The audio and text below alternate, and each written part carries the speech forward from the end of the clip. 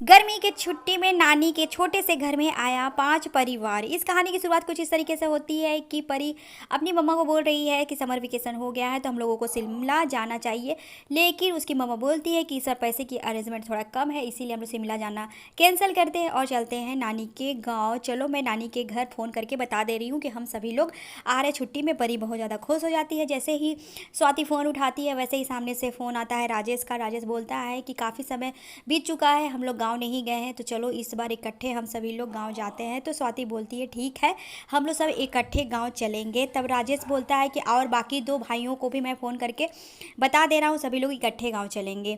वहाँ घर पे आशा और किशोर दोनों लोग बेसब्री से सभी बच्चों का इंतज़ार करते हैं। किशोर बोलता है कि नए वाले मकान की साफ़ सफाई करा दे रहे ताकि रहने में किसी को दिक्कत ना हो। तो आशा बोलती है कि नहीं, हम सभी लोग यही पुराने छोटे मकान में रहेंगे क्योंकि मेरे बच्चों का बचपन इसी में बीता है और हम सब इकट्ठे ही रहेंगे तो ज़्यादा अच्छा रहेगा।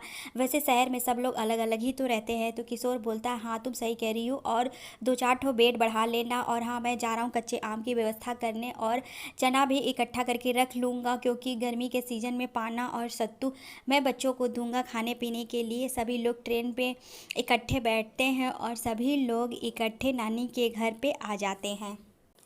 आशा, सानू, नमन, अंशु, पीयू और मिष्टी को देख के बहुत ज़्यादा खुश होती है और बोलती है अरे बच्चों फटाफट से अंदर आ जाओ, बाहर ही खड़े रहोगे क्या।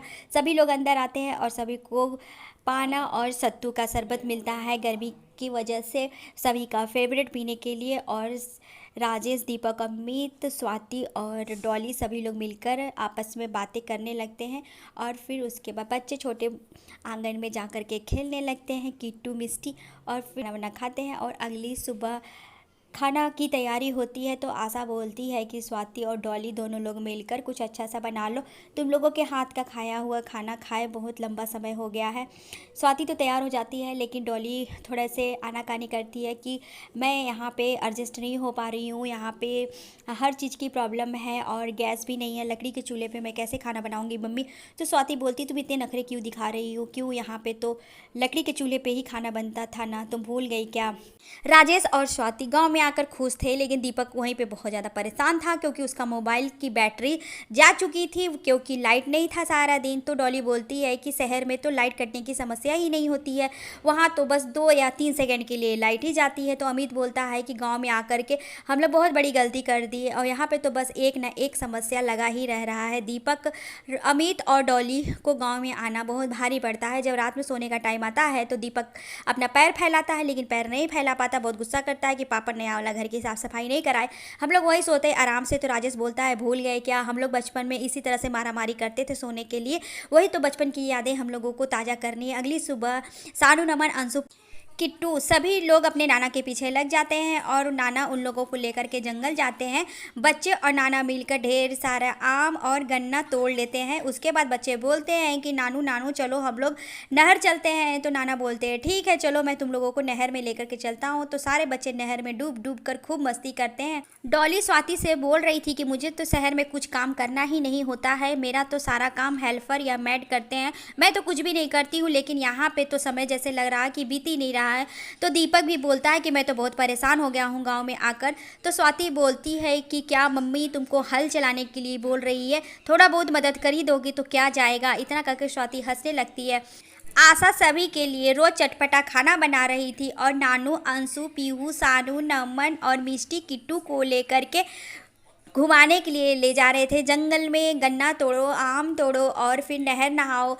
ऐसे करते करते एक एक दिन बीत जाता है पूरा छुट्टी और सभी लोग का मन नहीं भरता है और उन लोग का मन करता है कि कुछ दिन और नानी के घर रहे। लेकिन अब समय समाप्त हो चुका था। तो स्वाति अपना पैकिंग कर लेती है, डॉली भी अपना पैकिंग कर लेती है, सभी लोग अपना अपना सामान का पैकिंग कर लेते हैं और जाने के लिए सभी लोग रेडी हो जाते हैं। तभी आशा वहाँ पे आती है और बच्चों को ढेर सारा खाने पीने का सामान गिफ्ट में देती है और किशोर भी बच्चों को ढेर सारा खाने पीने का सामान देता है। तो आशा बोलती है कि ये लो दीपक, तुम्हारा घोड़ा जो बचपन में टूट गया था और तुम बहुत परेशान हो गए थे दूसरा लेने के लिए लेकिन मिला नहीं, मुझे आज भी याद है और मैंने देखो अपने हाथों से बना कर रखा है, ये लो तुम्हारे लिए है।